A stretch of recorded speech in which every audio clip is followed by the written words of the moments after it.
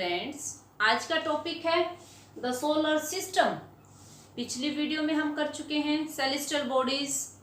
कुछ celestial body की अपनी हीट और लाइट होती है, जैसे कि सन, उसकी खुद की हीट और लाइट होती है। कुछ सेलेस्टियल बॉडीज की अपनी हीट लाइट नहीं होती, वो सन से लेते हैं, स्टार से लेते हैं, वो क्या कहलाते हैं? प्लैनेट। कॉन्स्टिलेशंस के बारे में पढ़ा था, तारामंडल, पोल स्टार आपने किया था जो डायरेक्शन को बताता है। आज हम करेंगे the solar system. Solar system में जो सोल है SOL, ये कहां से लिया गया है? ये रोमन मैथोलॉजी का वर्ड है।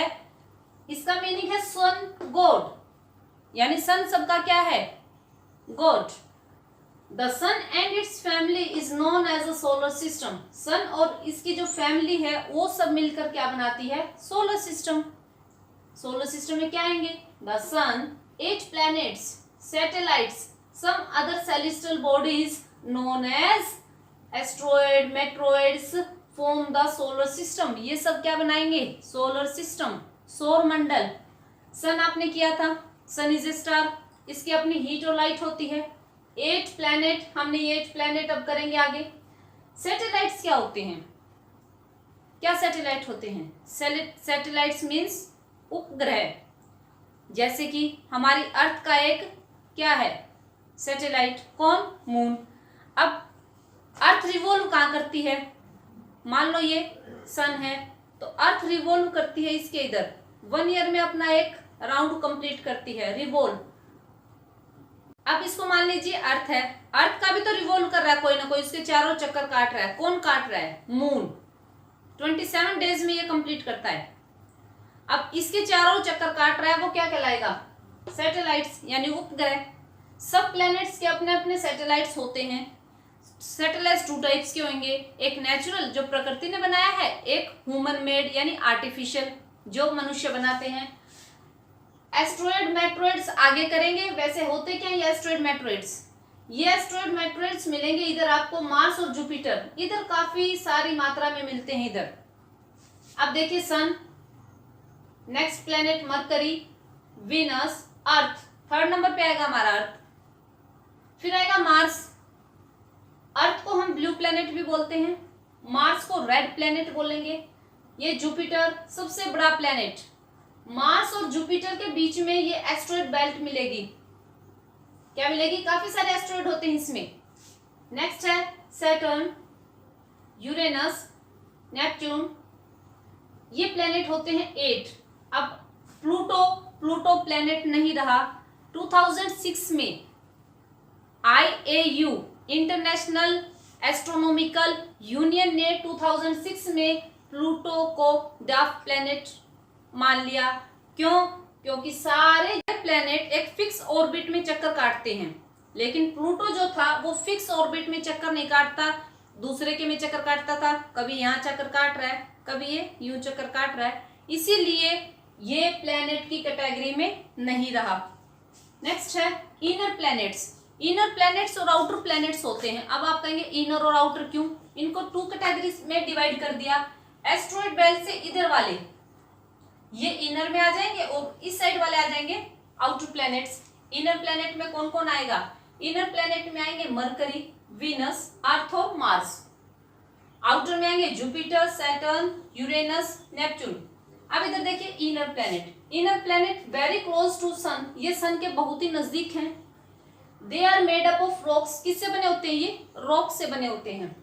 मरकरी, वीनस, अर्थ और मार्स, ये सब आएंगे अपने चारों इनर प्लैनेट में। नेक्स्ट है outer planet. Outer planet means बाह्य ग्रह जो एस्ट्रॉयड बेल्ट से बाहर की तरफ है। Very very far from the sun, ये सन से काफी दूर हैं। एंड आर ह्यूज प्लैनेट, और बहुत बड़े हैं। इन प्लैनेट से काफी बड़े हैं ये planet. Made up of gases and liquids. और ये किस चीज के बने होते हैं? गैसेज के और लिक्विड्स के। इनर प्लैनेट किसके थे? रॉक के। इनमें आ जाएंगे Jupiter, Saturn, Uranus and Neptune. Next है द सन। अभी पीछे किया था, वो सेलेस्टियल बॉडी जिनकी अपनी हीट और लाइट होती है वो क्या होते हैं? स्टार्स। अब स्टार क्या है? सन। सन एक स्टार है। The sun is the centre of a solar system. Sun solar system का क्या है? सेंटर है। देखिए डायग्राम में सेंटर। एक तरफ से डेफिनेशन इसकी ऐसे है कि ये बीच में है, हमारे सोलर सिस्टम के बीच में है, इसीलिए सन को सेंटर बोला गया है। सेकंड तरफ से देखेंगे इसको, ये अपनी ग्रेविटेशन फोर्स के कारण सबको बांधे रखता है, इसीलिए सेंटर इसको बोला गया है सन को, अपनी ग्रेविटेशन फोर्स के कारण, ताकि ये सारे प्लेनेट जो रिवॉल्व करते हैं, नहीं तो ये दूसरे ट्रैक में घूमने लग जाएंगे अगर ग्रेविटेशन फोर्स ना होगी। ग्रेविटेशन फोर्स के कारण ये सन इन सबको बांधे रखता है और ये अपने ही ट्रैक में घूमते हैं, फिक्स पाथ में ही घूमते हैं, रिवॉल्व करते हैं। नेक्स्ट है, it is the huge and the made of up extremely hot gases. दूसरी तरफ से सन किससे बना है? हॉट गैसेस से। पीछे हमने किया था, कौन सी हॉट गैसेस बताइए आप? बताया था आपको, हाइड्रोजन 74%, हीलियम 23%, बाकी कितना बचा? 3% अदर गैसेस। इसीलिए बहुत ही ज्यादा क्या है, ये गर्म गैसेस से बना है। It is the ultimate source of heat and light. Sun ही है जो अल्टीमेट सोर्स है हीट और लाइट का। अब हमारी अर्थ पर जो हीट और लाइट आती है वो एकमात्र सोर्स कौन है? सन। अगर सन की रेज हीट लाइट नहीं आएगी तो लाइफ नहीं है इधर। नेक्स्ट है, it provides the pulling force that binds the solar system. अब एग्जांपल से समझिए इसको। जो रनर्स होते हैं, जो एथलीट्स होते हैं, ट्रैक पर दौड़ते हैं, देखिए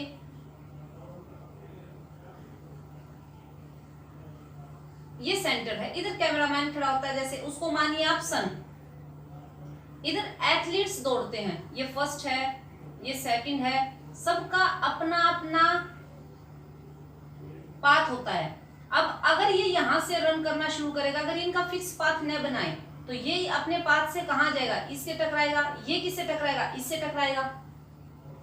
ऐसे ही ये वाला है सोलर सिस्टम। सन है, फिक्स पाथ में, फिक्स ऑर्बिट में ये प्लेनेट घूमते हैं, क्योंकि अपनी ग्रेविटेशनल फोर्स के कारण ये सारे प्लैनेट्स को बांधे रखता है, बाइंड करता है। नेक्स्ट है, despite being our nearest star, it is about 150 million kilometre away from earth. इसके बावजूद ये हमारा नियरेस्ट, अर्थ का नियरेस्ट स्टार कौन सा है? सन। इतने नजदीक होते हुए भी, अर्थ के इतने नजदीक होते हुए भी ये कितने किलोमीटर दूर है हमारे से? 150 million kilometre. The sun rays takes 8 minute 16.6 second. Sun की जो रेज हैं अर्थ तक पहुंचने में कितना टाइम लेती हैं?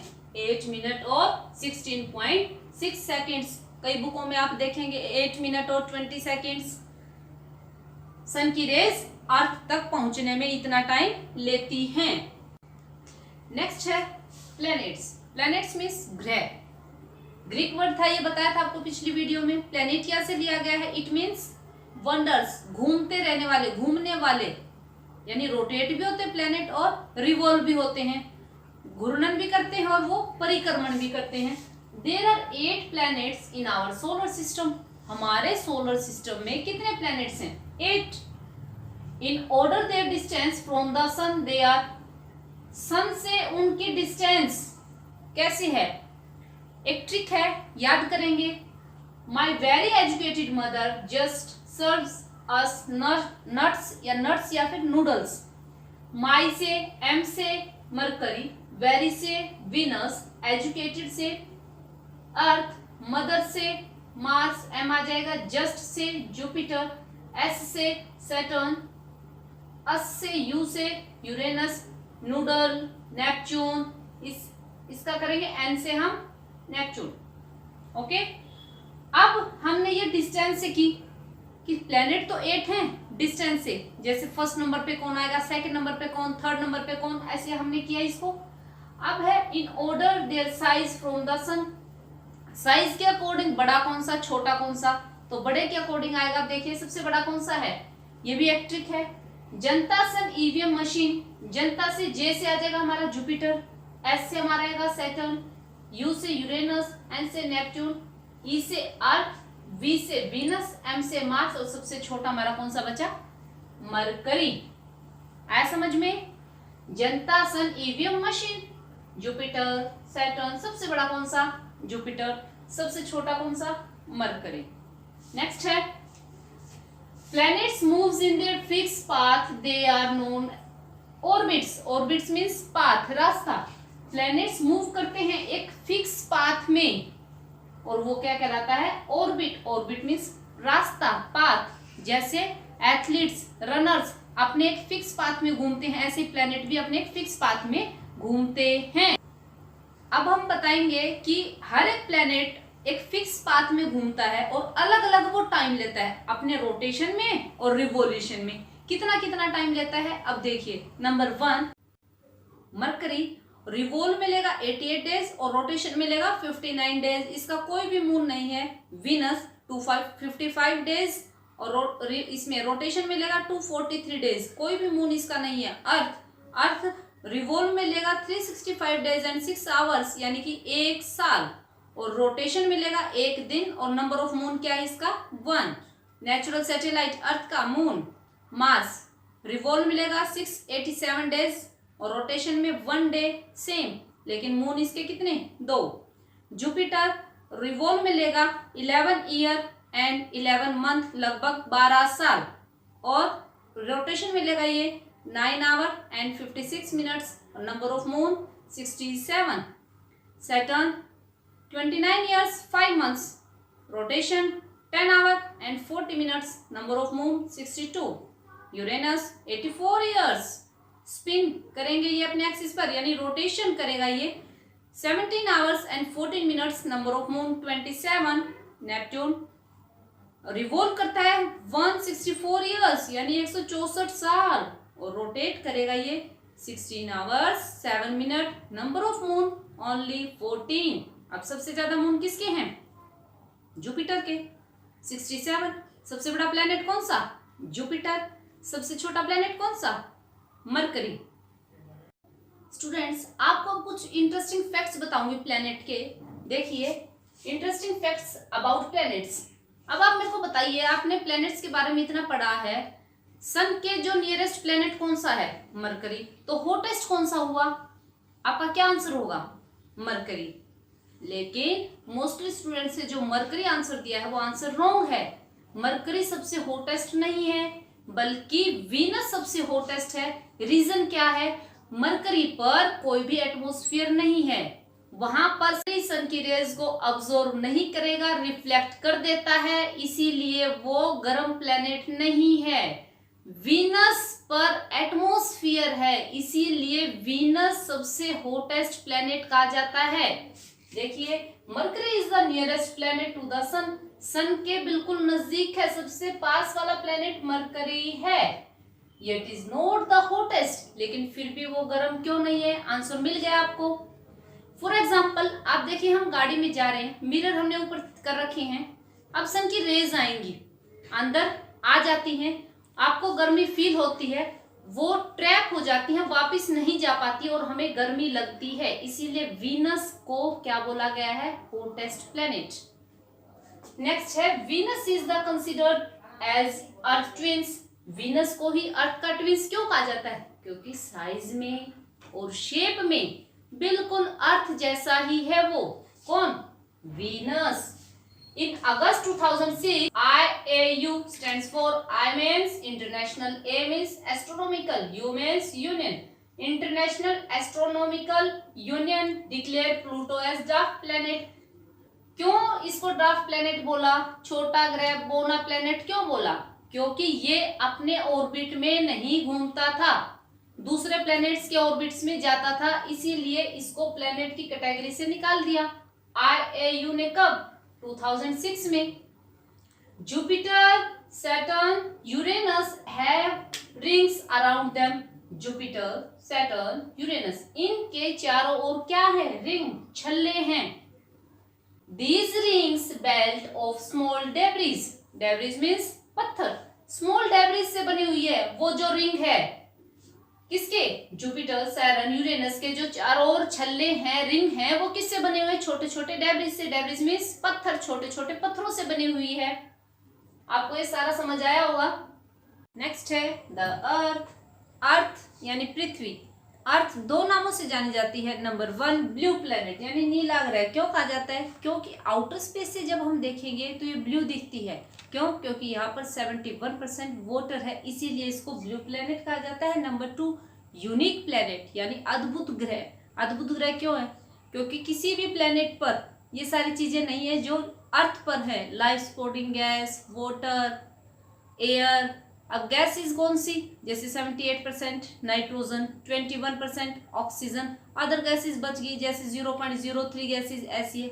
ना तो ये ज्यादा गर्म है अर्थ और न ही ज्यादा ये ठंडी है। लाइफ सपोर्टिंग गैस ऑक्सीजन भी यहाँ मौजूद है, इसीलिए इसे यूनिक प्लेनेट कहा जाता है। और blue planet it is the third nearest and fifth largest. बताया था डिस्टेंस के अकॉर्डिंग, यानी फर्स्ट नंबर पर क्या था? मरकरी, सेकंड वीनस, थर्ड अर्थ, तीसरा नियरेस्ट में थर्ड और लार्जेस्ट में बड़े के अकॉर्डिंग बताया था, तो ये कौन सा आएगा? फिफ्थ। कौन सी? The earth.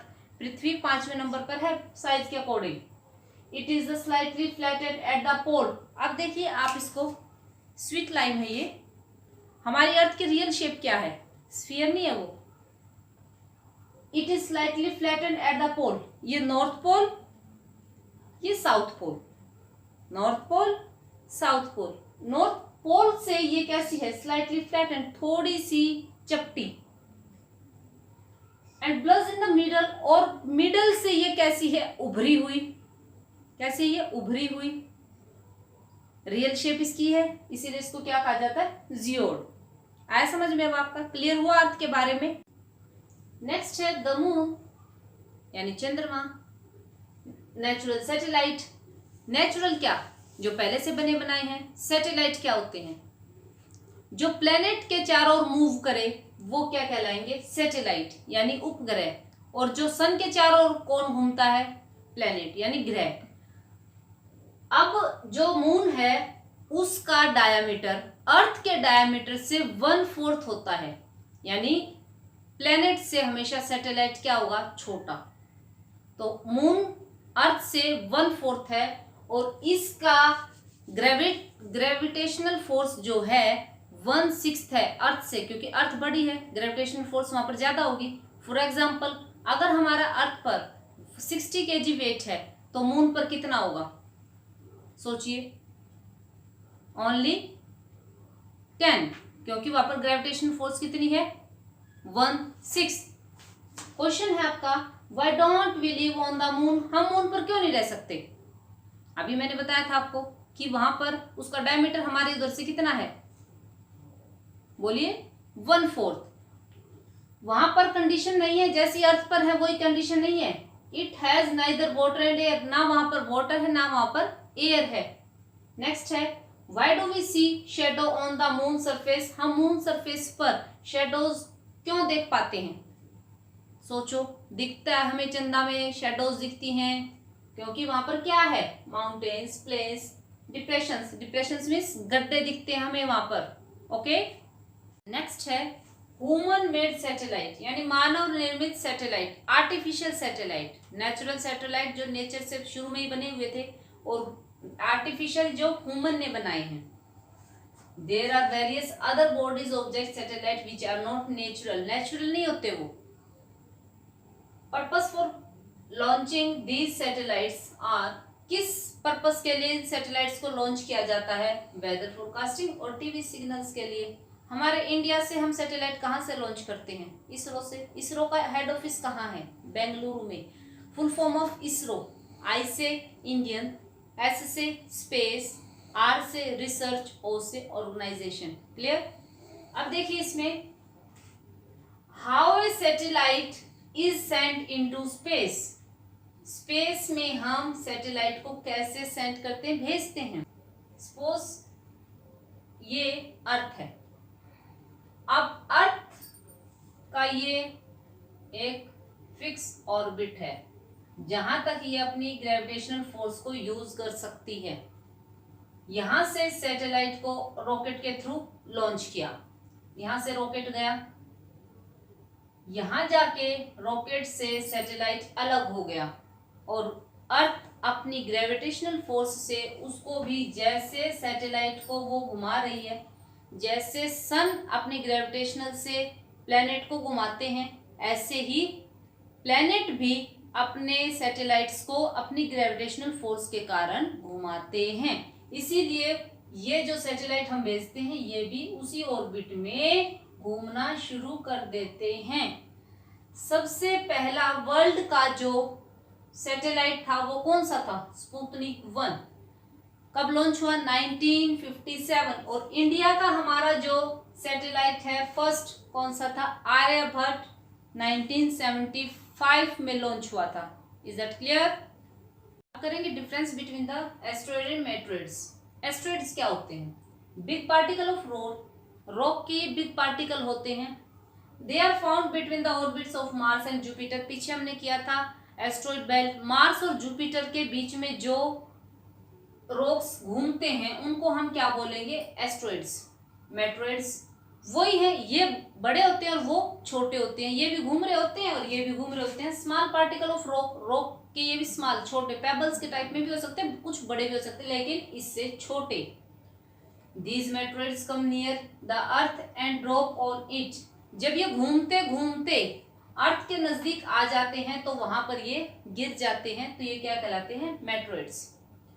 Most of the time in this process due to friction in the air में फ्रिक्शन के कारण they heated up and burn, और ये जल जाते हैं और बर्न हो जाते हैं। For example shooting star. Asteroid. Scientist believe that asteroids are part of planet exploded many years ago. Scientist का मानना है कि जो प्लैनेट काफी साल पहले एक्सप्लोडेड हो गए थे, फट गए थे, उनका जो रिमेनिंग पार्ट है वो सन की ग्रेविटेशनल के कारण घूम रहा है। जैसे प्लैनेट घूम रहे हैं वैसे ये भी घूम रहे हैं और वो क्या कहलाते हैं? एस्ट्रॉयड। आई होप आपको ये चैप्टर क्लियर हो गया होगा। तो इस चैनल को सब्सक्राइब कीजिए, शेयर कीजिए, लाइक कीजिए। Thank you.